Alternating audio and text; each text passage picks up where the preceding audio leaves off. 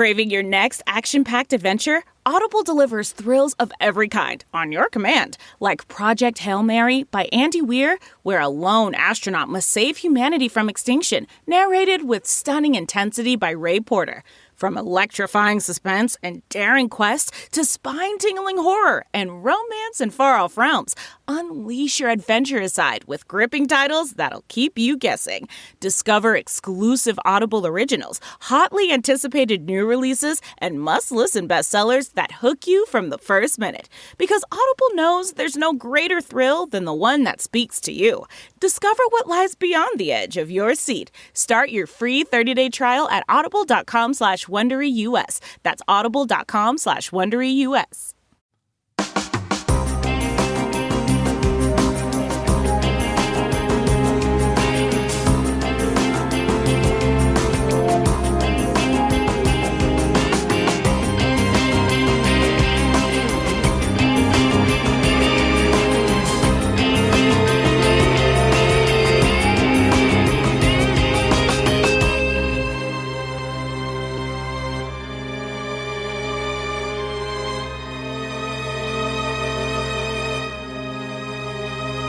Hello, everyone, and welcome to episode 231 of the True Crime All the Time Unsolved podcast. I'm Mike Ferguson, and with me, as always, is my partner in true crime, Mike Gibson. Gibby, how are you? I'm doing good, man. How about you? I'm doing great. Good. I'm excited to be in studio, as always.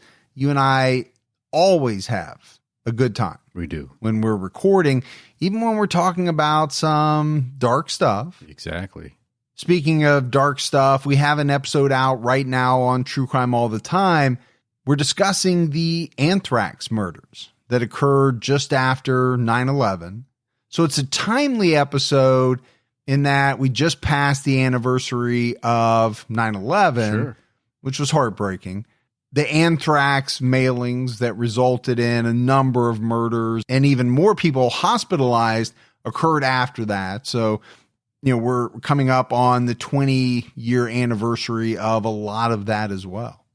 Before we jump into our Unsolved episode, let's give our shout-outs. For Patreon, we had Sarah Claren. Hey, Sarah. Amanda Petty. What's going on, Amanda? Stacy Hamlin. Hey, appreciate that, Hamlin. Nova Cantrell. What's going on, Nova? Jordan Prado. Hey, Jordan. Melody DeYoung. What's up, D. Young? Carrie Eastman. Hey, Carrie. Tom Faust. Appreciate that, Tom. Benedict Bajorroy. What's going on, Bajor Roy? Fielding Dickey. Well, I'm sure you are. Thank you, Dickie. Cynthia Moppins. Hey, Moppins. Deanna Mondragon. Hey, appreciate that, Deanna. Amy Walker. What's going on, Amy? Mary Ellen Liddy. Hey, Mary Ellen. Steel Gluska. Hey, you got to have some gluska. Kevin Aguan. What's going on, Aguan? Kira Chason Adam. Man, what a name. Hey, Kira. Brooke Gianni. Hey, Brooke. Jessica Anderson. Hey, Jessica. And last but not least, Aaliyah Bright. Well, she's a bright. And then if we go back into the vault, Gibbs, this week we selected Orla McGrath. Hey, appreciate that, Orla. So we do. We appreciate the new support, the continued support on Patreon. We had some PayPal donations from Lisa Shapiro. Hey, Lisa. Susan Pethtal. What's going on, Pethtal? And Robert Pearson. Hey, appreciate that, Robert. So we appreciate that as well. All right, buddy. Are you ready to get into this episode of True Crime All the Time Unsolved? And I am. We are talking about the 2014 unsolved disappearance of Lars Mittank. This is one of those unsolved cases, Gibbs, that, it gets a lot of run. It does. It's fairly well known.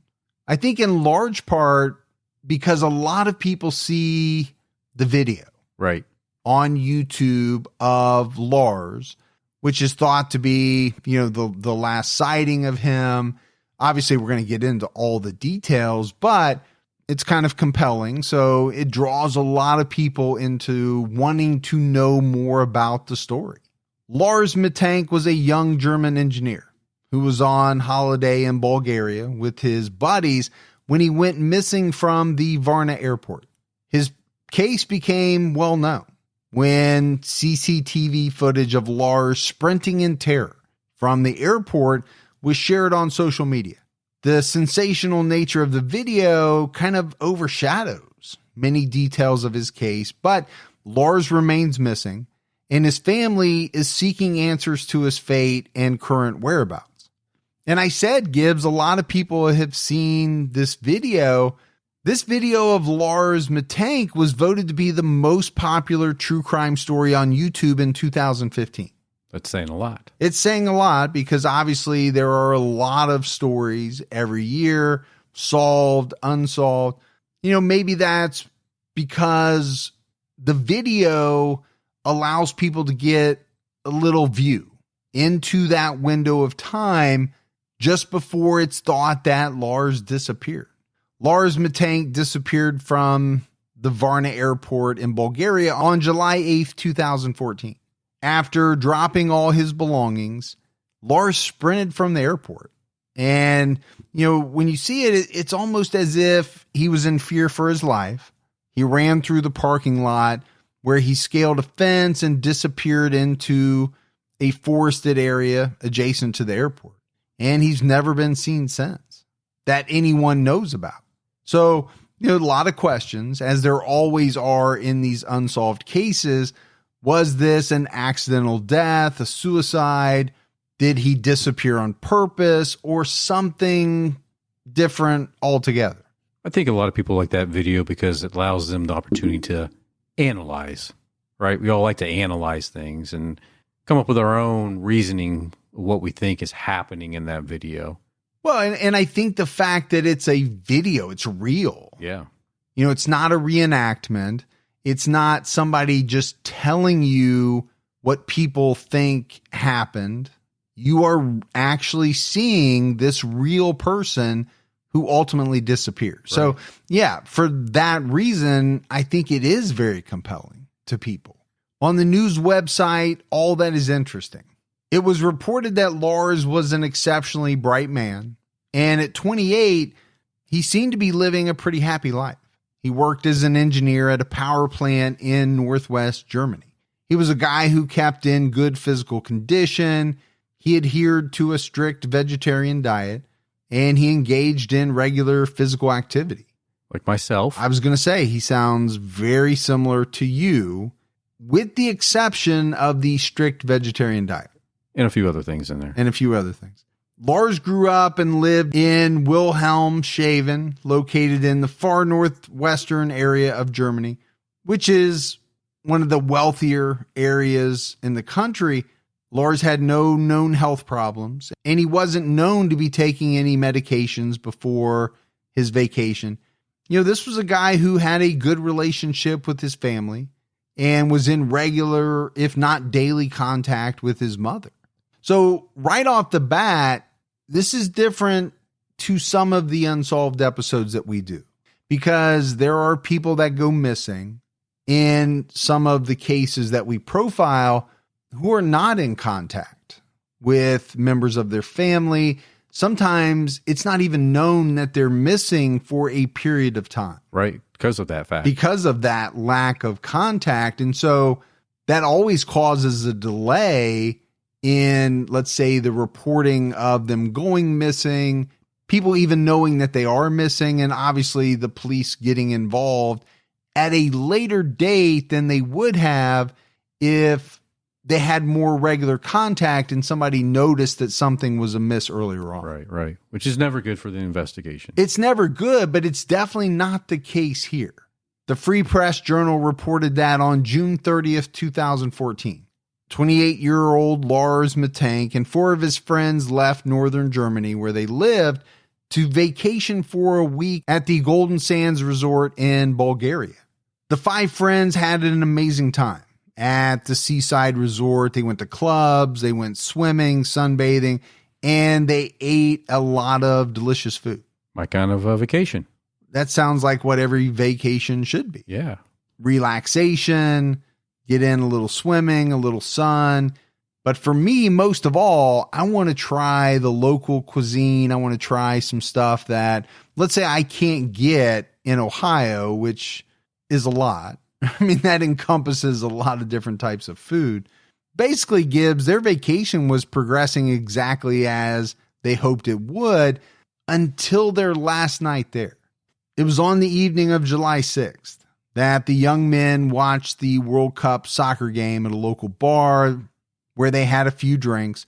Lars and his friends rooted for one team while a group of locals cheered for another. That's pretty normal, right? That's normal with any type of sports, right? Whether it's American football, soccer, basketball, you're always going to have people rooting for one side or the other. I will say this, from what I understand of soccer over in Europe, things can get pretty heated very quickly. Well, I think things got a little bit heated here too. Yeah, Lars and the other group of men started arguing, and the situation deteriorated quickly, almost to the point where they came to blows. Lars' friends pulled him away, and they all left the bar. Now, there are some people online, Gibbs, that have commented that they think it's odd that a fight would have occurred over the two soccer teams that were playing in the World Cup match that year. It was the Netherlands and Argentina. So doesn't seem like two teams that would draw a lot of support, a lot of fans from either Germany or Bulgaria. I do find it strange that none of these people were from the Netherlands or Argentina. Well, I don't find that fact in and of itself strange. What I do find strange is that they would almost come to blows over rooting for countries in which they don't live. So that part is a little odd to me. Now, I think what some people have pointed to, Gibbs, as a possible connection is that the Netherlands star player, right winger Arjen Robben, had been on the German team Bayern Munich, which, as far as I know, is the biggest football team, soccer team in Germany. It's massive. Yeah. So it'd be a reason to cheer. It would be a reason for the Germans to cheer for the Netherlands, possibly. I get that. Now, why the fans from Bulgaria would have been cheering for Argentina, I don't know. Maybe they didn't like Bayern Munich. Maybe that was one of their rivals. I know there's a big team in Bulgaria called Borussia Dortmund. I don't know if I'm saying any of these names correctly, but so, I think you can maybe make some assumptions as to why people were cheering for and or against these teams, even though they didn't live in these countries. Yeah, sometimes you just like to root against the other people. You know what I mean? If they're rooting for Team A, yeah, maybe I'm going to go ahead and pick Team B just to stir the pot a little bit. Maybe. The Free Press Journal described how the men headed over to a nearby McDonald's restaurant, but Lars didn't want to go in. So he remained outside while his friends went inside to eat. We mentioned it, right? Lars was a vegetarian, and his friends reported that he mainly ate salads during their trip. That would make a lot of sense because as a vegetarian, I think you would be eating a lot of salads. Yeah, I'm sure the McDonald's menu would have been pretty limited for Lars, the vegetarian. And it might have been the reason why he didn't want to go inside, right? Maybe he didn't want to sit there and watch them eat a bunch of burgers. I get that. Now, it's also possible that, his kind of lighter diet of salads and things like that may have contributed to him getting more intoxicated than he expected at the bar. And then that could have contributed to him getting into his argument with the Bulgarians over the soccer match. So when his buddies finished their meal and left McDonald's, Lars was nowhere to be found.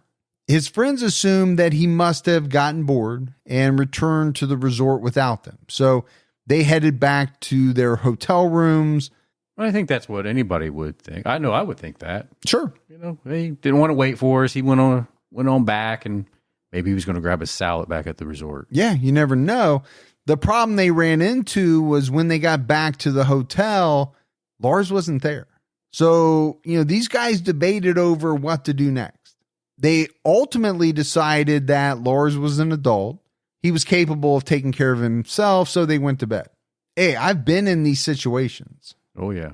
Where maybe not to this degree, but you have to make a decision on what's the next best course of action. I can see how they could come to this conclusion. Okay, it's late. Are we going to go back out and try to find him? We have no idea where he is. Or are we going to go to bed because he's not a 7-year-old kid? So he's 28 years old. Yeah, he's 28 years old. He can take care of himself. Eventually, he's going to find his way back. I'm sure there are a lot of people that look down on the decision that they made.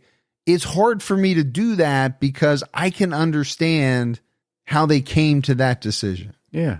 I've been out with you before. Crime Con, places like that. You do Frank the Tank thing. I'm like, I got to go to bed. I can't wait up much longer for this to be over. You know, I'm an adult. I can take care of myself. Now, when they woke up, Lars had returned and he had a pretty strange story to tell. Lars claimed that a group of men who he believed were either Russian or Bulgarian had attacked him. And he was convinced that these men were sent by the group of soccer fans with whom he'd been fighting with at the bar. Story seems a little odd. It is odd. I think his friends found the story odd. I think the first thing they tried to get out of Lars was why he made the decision to leave McDonald's. Because I think from their way of thinking, Gibbs, if he would have been attacked there, they probably would have seen it. They could have helped him out. It didn't make sense to them why he left the McDonald's, but I don't think he was giving them a lot of answers to those types of questions.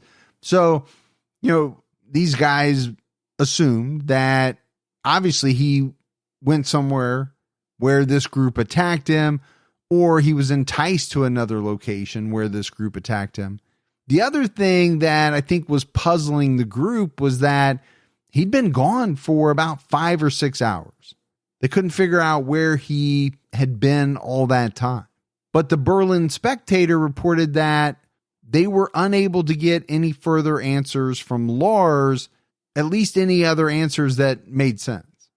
So his friends chalked it up to him having a strange night. But the good thing was he had returned, so they kind of dropped it. And they knew they were leaving to return home in just a few hours anyway. But let's break this down. It is odd. It is odd. You know, let's say me and you and a couple of our buddies are out. One person gets separated from the group. They kind of have this strange story when they get back to the hotel. They were jumped. They were beat. Okay, you're going to have a number of questions for this individual.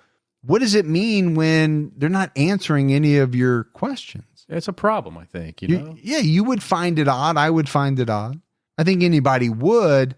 But at a certain point in the conversation, you are going to have to drop it if this person's not answering the questions that you're asking. Yeah, you're like, okay, fine, whatever. Right. Hey, glad you're back. Maybe you're still drunk. I don't know. Right.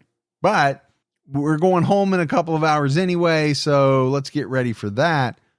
Now, Gibbs, the one thing they did learn was that during the fight, Lars had been hit in the head. So his friends wanted him to go see a doctor before they left. I'm sure they thought, okay, maybe he's got a head injury. Because we mentioned it, he was acting strangely. He wasn't answering questions. And maybe the head injury explained why he was acting the way he was. Yeah, that's the cause of it, right? Maybe. Lars agreed, and he visited a Dr. Costa, who diagnosed him with a perforated eardrum. Well, that's a painful thing.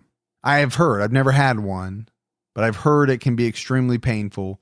The doctor put a hold on his return flight home, telling him that air travel could exacerbate the injury and do some permanent damage.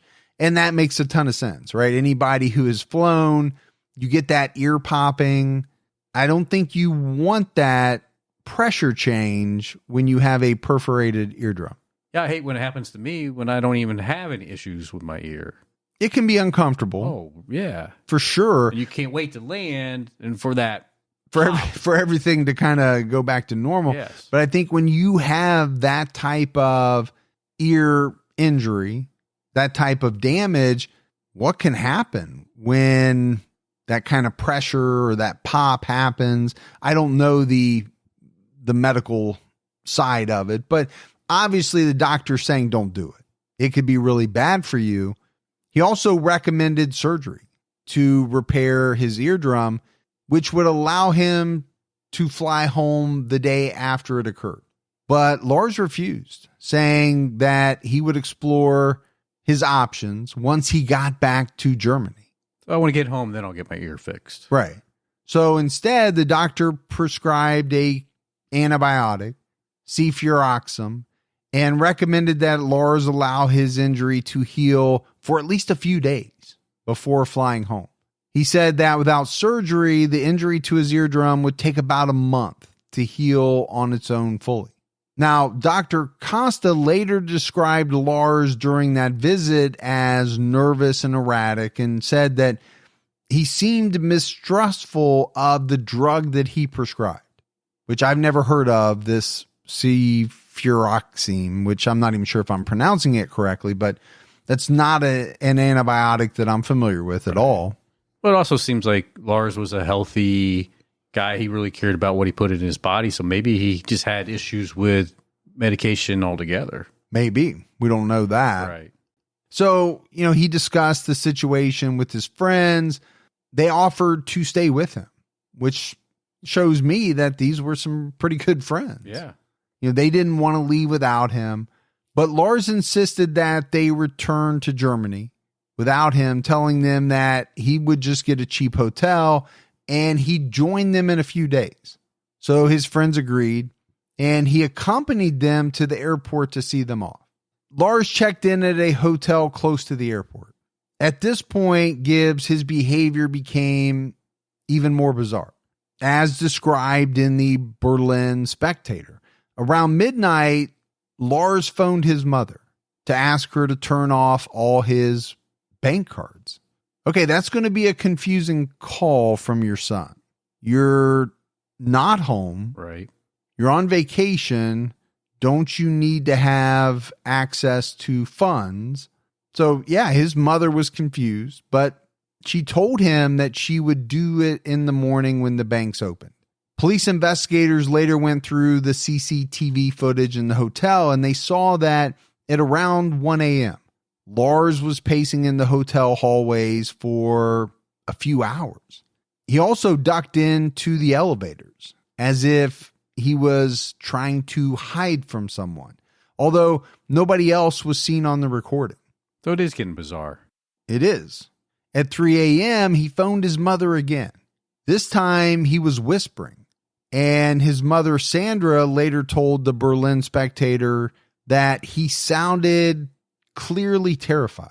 He told his mother that a group of men was trying to attack him, and he was afraid that they were going to kill him. So some paranoia. But definite paranoia from the phone call.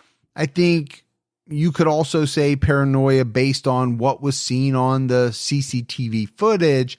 If they're saying it looks as though he's ducking, he's trying to hide from someone. Okay. That kind of denotes a level of paranoia. Sure does. Sandra later said that she could hear his heart beating through the phone, and she wanted to ask him more questions about what was happening, but she knew her son was supposed to be coming home the next day, and she believed whatever was happening could be resolved once he got home. A little while later, Lars texted his mother, asking her about CFC 500, which is an abbreviation for the antibiotic that he had been prescribed. His mom assured him that it was a commonly prescribed medication and very safe for him to take. So, Gibbs, I'm kind of going back to something that you said. Maybe, Lars was a person who didn't take a lot of different types of medication, was a little leery of taking those types of drugs because he was very particular about what he put inside his body.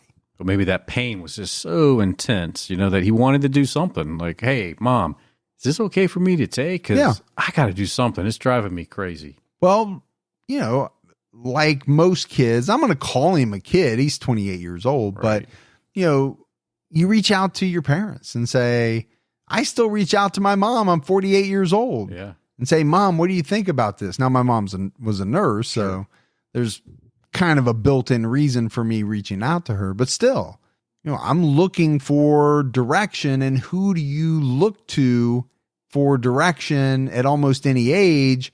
Your parents, as long as they're alive. Yeah, because they've given you that direction all your life, right? Exactly. Various YouTube videos show the CCTV footage at the hotel. It shows Lars left the hotel for about an hour, and he took his luggage with him when he left. Now, as far as I know, Gibbs, no one is really sure where he went during this time. I think the other question that a lot of people ask in regards to this case is, why didn't Lars take an alternate form of transportation instead of waiting around to take another flight? Right? We talked about it. The perforated eardrum, as far as my understanding, is a problem when flying. Right. But he could have easily rented a car. He could have hopped on a bus. He could have hopped on a train. It's not all that far from Bulgaria to Germany. No. It's not a short trip using, any of those modes, but to me, it beats waiting around days, right, or however long you're supposed to wait before you fly with a perforated eardrum. But I think you're better off taking a car or something like that too, with that issue that you have with your eardrum. Why would you want to go up high in the sky? It's not good. And if you think that people are out to get you, wouldn't you want to get on the road and...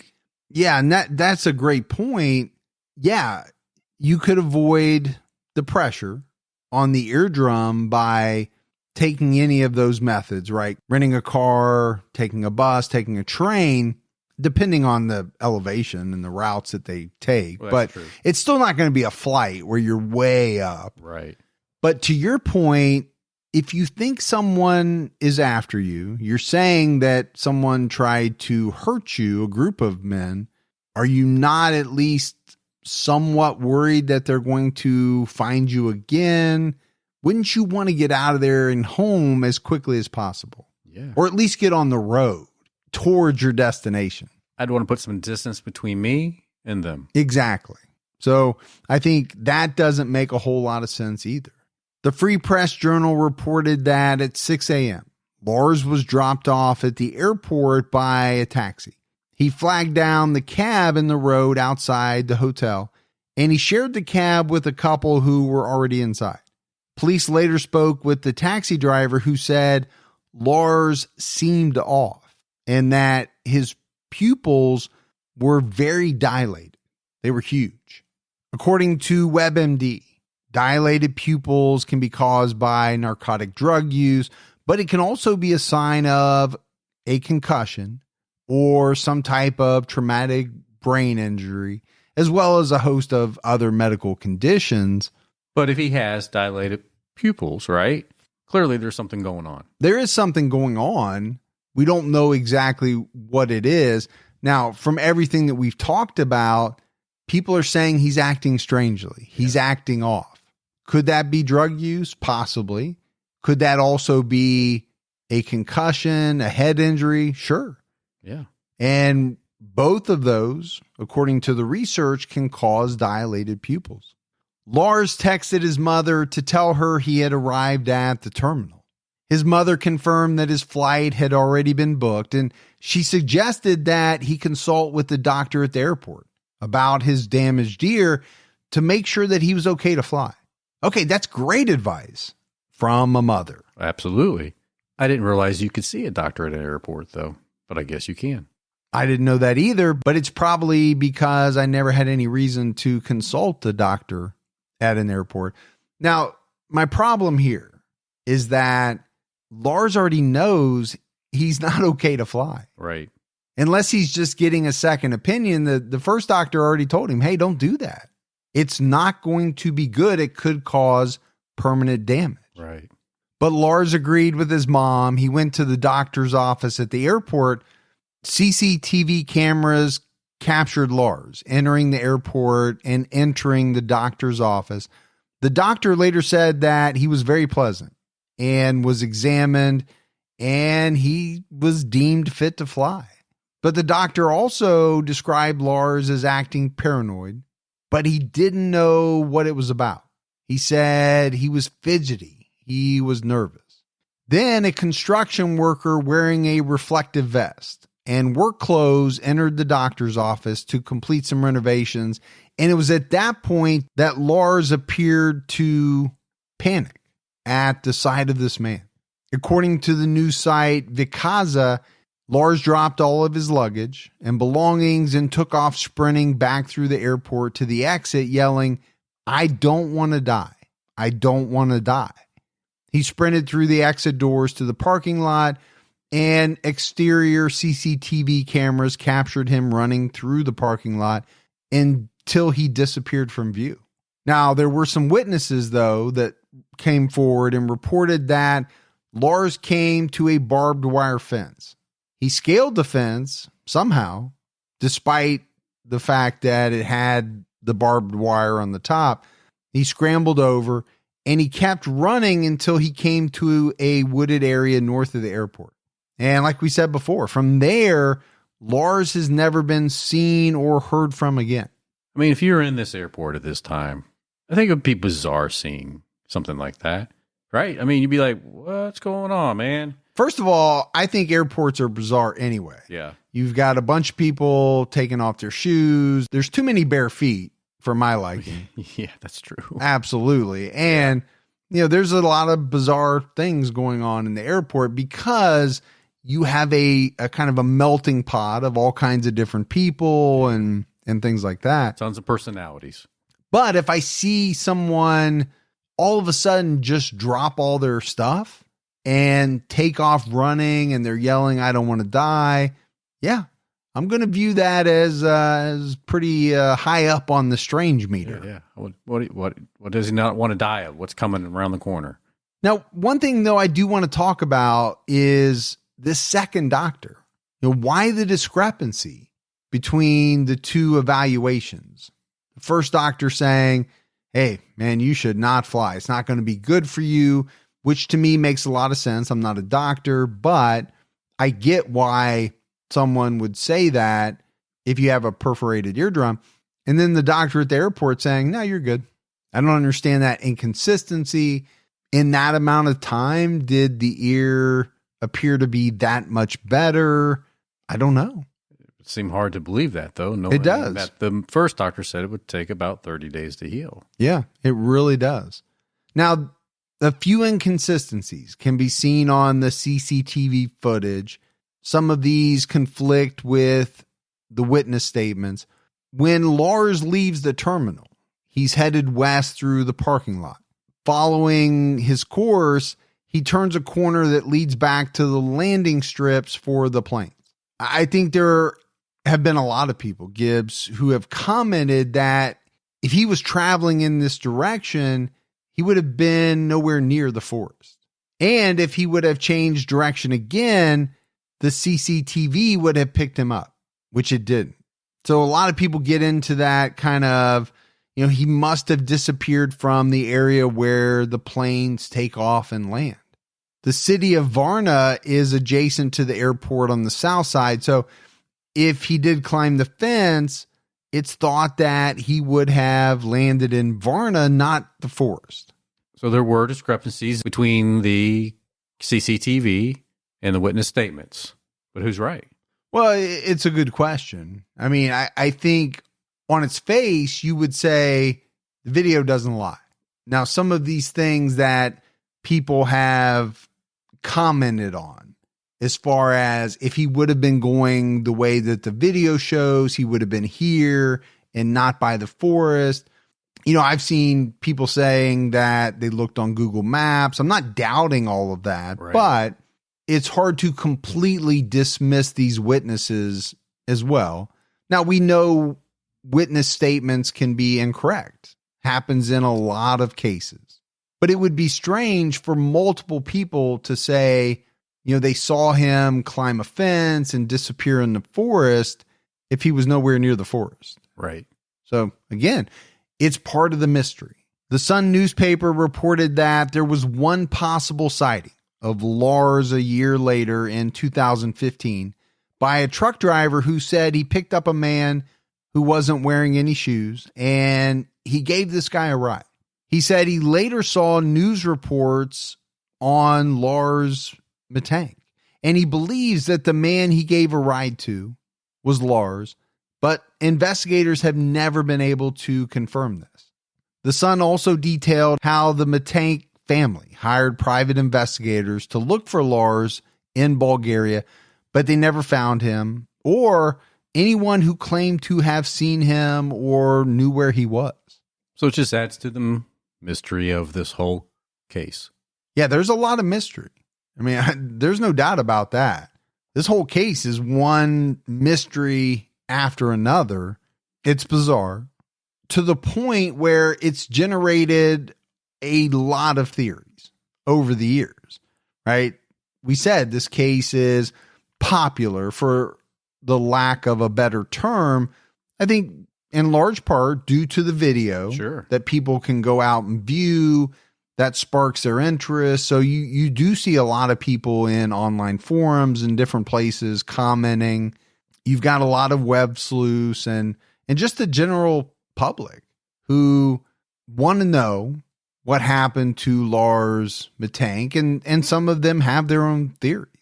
When you look at the CCTV footage from the airport, it clearly shows Lars sprinting out. When he hits the tarmac and is seen in the parking lot, his run kind of slows to a jog. And then eventually he's walking briskly, I'll put it that way, along the fence. Before he goes out of view of the cameras, he's no longer headed toward the wooded area and can be seen walking in the direction of the runways where planes are stationed. So one of the theories is that in his efforts to escape, whoever was chasing him, he went out on the runway trying to stow away aboard an airplane. People have speculated that he could have possibly entered through the plane's landing gear. And if he had tried to do this, it's possible that he could have become trapped in that part of the plane. And obviously we know what happens when a plane takes off. Eventually that landing gear gets retracted. Could he have been crushed if that happened? Very possible. Maybe he could have been ejected before the landing gear even retracted. Or for some reason he was able to survive in that landing gear area. Eventually that landing gear had to come back down again. What happened if something could have happened at that point? Yeah, there's a lot of different scenarios. It does kind of sound far-fetched that someone would try that, but when you look it up, it actually happens a lot more than you would think it would. People try to stow away in the undercarriages of planes every year by going through the landing gear. Now, my thought is, if he would have been crushed in the landing gear, I think there would have been quite a bit of evidence of that. You would think. It would have been gruesome. Right. But I think somebody would have seen it, noticed it, even if his body was ejected after being crushed, or there still would have been evidence of it that I think somebody would have seen. But if he tried it and, let's say, couldn't hang on or fell out, that could be a different story. It could be. One theory is that Lars suffered mental confusion as a reaction to the antibiotic that he was prescribed. But the Sun and the Free Press Journal, who covered Lars' story, have written that Lars never filled the antibiotic prescription. So I think Gibbs, that takes the negative reaction, whatever it would have been, out of play if he actually never filled it. The problem is the Berlin Spectator reported that Lars did get the prescription filled at a local Bulgarian pharmacy. So we've got some conflicting information. As we do throughout this whole case, right? Yeah, there is quite a bit. So whether he got the prescription filled or not, that seems to be in doubt. Could he have had some type of negative reaction, some type of mental confusion? If he got it filled, possibly. I don't know. I mean, I've taken a lot of different antibiotics in my life. Right. I've never had any side effect like that. But who knows, Gibbs? Maybe this one is different. Maybe that is a side effect of that drug. I don't know. Another theory is that Lars simply used an illegal narcotic, which caused him to be paranoid, hallucinate. Some people have even speculated that he had more of this illegal drug inside his luggage, and that's why he dropped it, right? He got paranoid. He didn't want to be arrested. It's possible that Lars went out to score the drugs when he left the hotel in the middle of the night. The problem I have with this one, Gibbs, is we couldn't really find anything about his luggage after he dropped it. My assumption is some authority would have picked it up. Yeah, somebody claimed it, right? Claimed it. But according to Vizaka, it's been stated but not confirmed that his luggage was searched afterwards and no drugs were found. So if that's true, Gibbs, and we don't know if it's true or not, but if it is true, then I think it kind of blows that theory out of the water, at least from the standpoint that he had a bunch of illegal drugs in his suitcase and that's why he dropped it and ran. Doesn't mean he couldn't have been on drugs, hallucinating, causing paranoia. Now, Bulgaria is a major route that is used to transport heroin from Afghanistan to Western European countries. There have been people online sleuths that have suggested that maybe Lars was being forced to smuggle heroin for a Russian or Bulgarian cartel. When he got to the airport, he panicked and he dropped his bags and he took off because he didn't want to be arrested. But again, I think the same thing applies here. If it's true that his bags were searched and no drugs were found, it kind of blows that theory out of the water as well. Now, to counteract that, there are people that believe it's possible that the cartel had somebody at the airport who got to the luggage before officials. But again, a lot of mystery here. Sure it is. And we're throwing out a lot of theories because there are a lot of theories out there. But that is possible. It's always possible. Well, I think you have to, to some degree say, everything's possible. Are some things more plausible than others? Yeah, I believe they are. But are things possible? Yeah, it's kind of hard not to say they are. Another of the theories that you often see surrounding this case is that perhaps Lars suffered a traumatic brain injury during the fight. We talked about the cab driver saying his pupils were dilated. So if you take that, combine it with his bizarre behavior, it could make this theory plausible as well. I mean, a lot of facts are coming out and have come out about concussions in recent years. They can cause mental confusion. They can cause a lot of different symptoms. Yeah, they can definitely make you act in a way that you typically would not. Yeah. So it's definitely plausible. You'd have to say that. And then I think we talk about one last theory, Gibbs, and it involves, Lars being seen by witnesses, climbing the fence, running into the woods. And the theory is that he became lost or disoriented and eventually died in the woods. I think the problem with this one and why a lot of people don't think this is all that probable is that, there is a wooded area adjacent to Varna Airport. A lot of people don't think that he was running that way, but even if he did, and he scaled this fence, this wooded area, it's not like some great big forest. It's kind of in the middle of a city. This is a kind of a developed area. So it's kind of hard to think that he would get lost or disoriented to the point where he couldn't escape these woods and he just passed away and, succumbed to the elements or whatever. It's also been noted that this wooded area sees a lot of foot traffic, people hiking, biking. It's kind of a nature area. So based on that, you would think if that did happen, somebody would have seen him, seen his body. It would have been discovered. Yeah. I know there's some well-known cases. We've covered some where people have went off the trail, never to be found again. Yeah, disappeared, and it definitely does happen. I think people make the argument in this case, and probably rightfully so, that this is just not that type of wooded area. You're not going to get lost and never be found. Now, some of the cases that we do involve pretty remote areas. Exactly. Where, yeah, you can get lost. You can fall down a cliff, hurt yourself to the point where you're going to die. Yeah, you're not coming back up. No, you can't get to food. You can't get to water. Eventually you're going to die. And then possibly scavengers, animals will come get you, unfortunately, and kind of scatter your remains. That's definitely possible. So, Gibbs, as we wrap up this episode, like we've said numerous times, there is just so much mystery to this one that it's really kind of hard to pick which theory is the most plausible. I'm sure everybody can pick one, but for me, I don't know. I mean, I think some are less probable than others, for sure.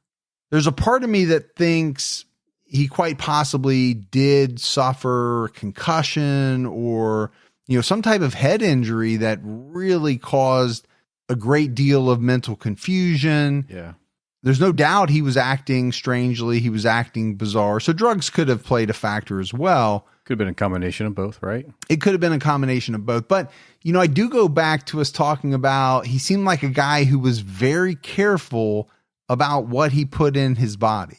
If you're going to be concerned about taking an antibiotic, which are designed and produced to help the body, right, I would think you're going to be a person who's very reticent to put some type of legal drug in your body. But that's a good point. I don't know.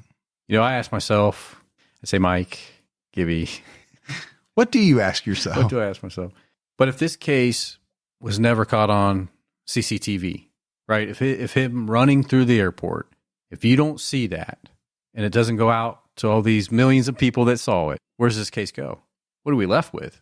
Yeah, well, we're not left with as much, but it also would not have garnered the attention that it has over the years. I mean, I don't think there's any doubt that the CCTV footage, this guy running almost as if he's running for his life, is really ramped or amped up this case in the minds of a lot of people. But I mean, even without it, would it be mysterious? Sure. Yeah. But what you'd be left with is some eyewitness statements. My assumption is those would still be the same. And you probably would have not as many theories, because some of the theories are based on the CCTV. Yeah, and the direction in which people see him heading and all that. But even with all the attention, right? His disappearance went from days to weeks, months, and then years. And now we're 6-7 years later? Yeah. 7 years later, and he still has not been found. That mystery is still there, right? What really happened to Lars Mittank? There are some age progressed photos out on the internet. There's some images of what he might look like with facial hair, what he would look like today. So if he's still alive, Gibbs, if we look at a theory where the head injury caused him to not really know maybe who he was, where he was at. We did a case on that not all that long ago, where a guy suffered a head injury and was gone for many, many years. Yeah. All of a sudden remembered who he was and came back. Like on Christmas Day or something like that. Could it be a similar situation? Who knows? Maybe he's somewhere and he doesn't even know who he is. I don't know. Maybe somebody will recognize him. And I will say, unlike that case, this case has probably been a lot more high profile as far as the video footage and the images of him and all of that's out there in the media. So I think a lot of people know about it. I would be shocked if he turns up, one day and says, I didn't know who I was. But it's not out of the realm of possibility. Yeah. Anyone with information on Lars Mittank is encouraged to contact the investigative agency at 49151-613-78673 or German police at 49110. But that's it, Gibbs, for our episode on Lars Mittank. When we do some of these unsolved cases where there's a lot of mystery, normally at the end, I have a pretty good idea of what I think happened. That's not the situation here. To be honest with you, I really have no idea. That's so bizarre, man. I do think some of the theories are a little more plausible than others, but there's not really one that I would say, oh, yeah, I believe it's this. I think there are a number of different things that could have happened. And, I don't know if we'll ever know the entire truth. It's unfortunate. And, maybe one day we will. But until then, we'll just have to hang on, see what develops. We do have some voicemails. You want to check those out? Let's hear them. Hey, Mike and Gibby. It's Liz Gunaka, as Gibby likes to pronounce it, over in Chicago. The girl who said that she would cut your hair if you guys would just come out here, I've been telling you that for the past, 2-3 years now. Just listen to the last podcast. I already forget what it's called. Anyways, you guys mentioned that you were eating Twizzlers on air the other day, and I was wondering if it was still from that 3-pound box we sent Gibby when he scared the shit out of us, from COVID, or if he had finished those within the week that he was in the hospital. Just want to let you guys know that, man, everybody, we are still rocking with you guys, and you guys are doing more amazing each time. Really proud of you guys. Come out to Chicago. Been waiting for you guys. Cut your hair. Have a great day, guys. Keep your own time ticking. Bye. Be the most expensive haircut I ever had. Yeah, much more so than the $5 you usually pay. Exactly. Yeah. But we love her. I will say there's no way that even that huge box of Twizzlers made it very long. No. Because Twizzlers just don't last long with you. They don't. Or my girls, for that matter. Usually, they'll try to steal some from you before you even leave the studio. But yep, they do. You do get quite a few people who send Twizzlers. Yeah, so love them, man. I'm sure that came from another batch. But I will say that was the biggest thing of Twizzlers I had ever seen. Huge. I didn't even know that they made them that big. Yeah. Hi, Mike and Gibby. My name is Amy, and I've been listening to your podcast for 2 years now, it seems like. And I just love you guys, both of you, equally. I think Fergie has such a great gift of words and putting things eloquently, and Gibby does not, but it's like the best combination of both things that make it perfect. I love it. And I love all of Gibby's little Gibby-isms, like I die laughing when he says woof. That is my favorite thing in the world. And cousins and all the Gibby-isms. It's just like you guys are the perfect pair, and I love it. You guys keep on doing what you're doing and keep your own time ticking. So literally, Gibby was laughing during that voicemail. He was trying to stifle it, but that's right, man. It cracked him up. It did. So, I think she hit it. I think she hit the nail on the head, man. Not tooting my horn or anything like that. I just think we do make a pretty good pair.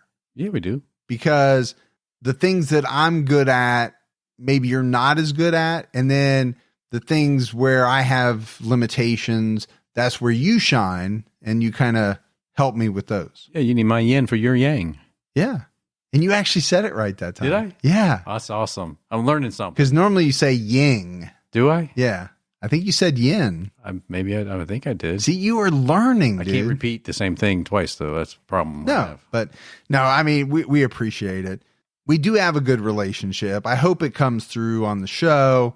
I still get a lot of people gives and say, wow, why are you so mean to Gibby? And, we just play around. I get it that maybe it comes off like that sometimes. I don't mean for it to, but it's just kind of the way that you and I play around with each other.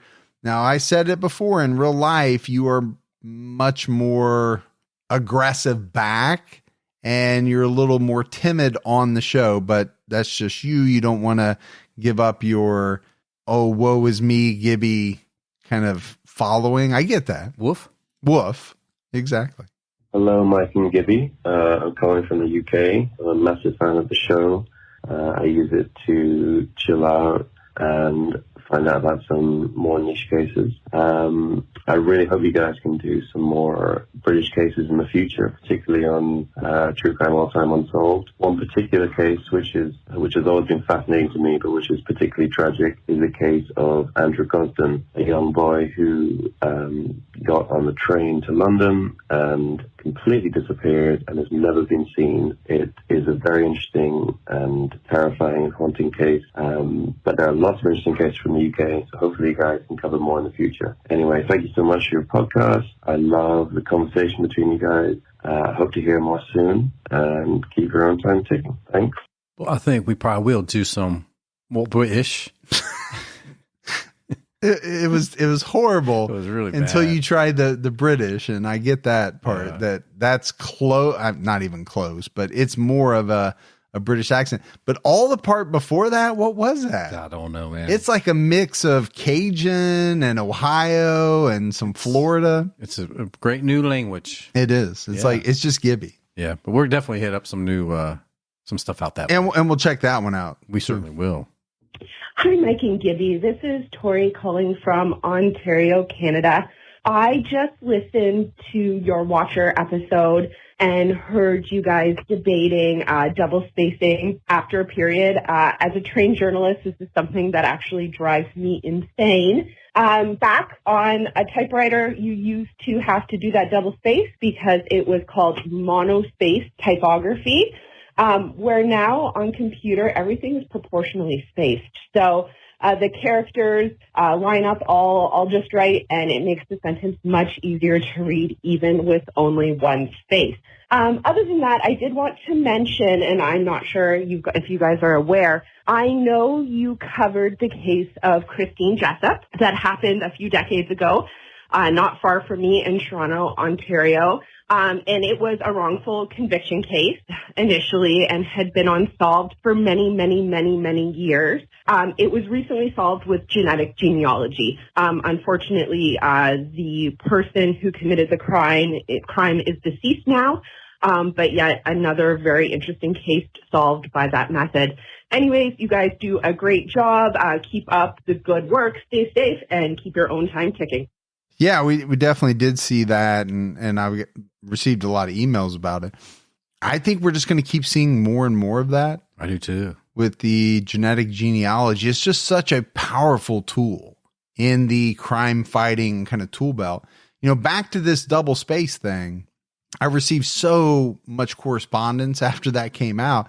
And after you and I finished recording, I actually looked it up. Yeah. And I found an article that says, you're over 40 if you double space, or I can't remember exactly what the article, but it was talking about people of a certain age back in the day used to have to double space because that's what they were taught when they used typewriters. So it was an interesting article. I did tell that to someone on Patreon, and they said, I'm not over 40. But they double space? And no, they knew about it. Oh, okay. Or they did used to have to at one time. And I said, well, I didn't write the article. I just read it. I don't know. I'm not calling you old. No, I wouldn't I only do that to Gibby. That's exactly I don't do that to fans at all. All right. We love you all. We do. That's it for another episode of True Crime All the Time Unsolved. So from Mike and Gibby, stay safe and keep your own time ticking.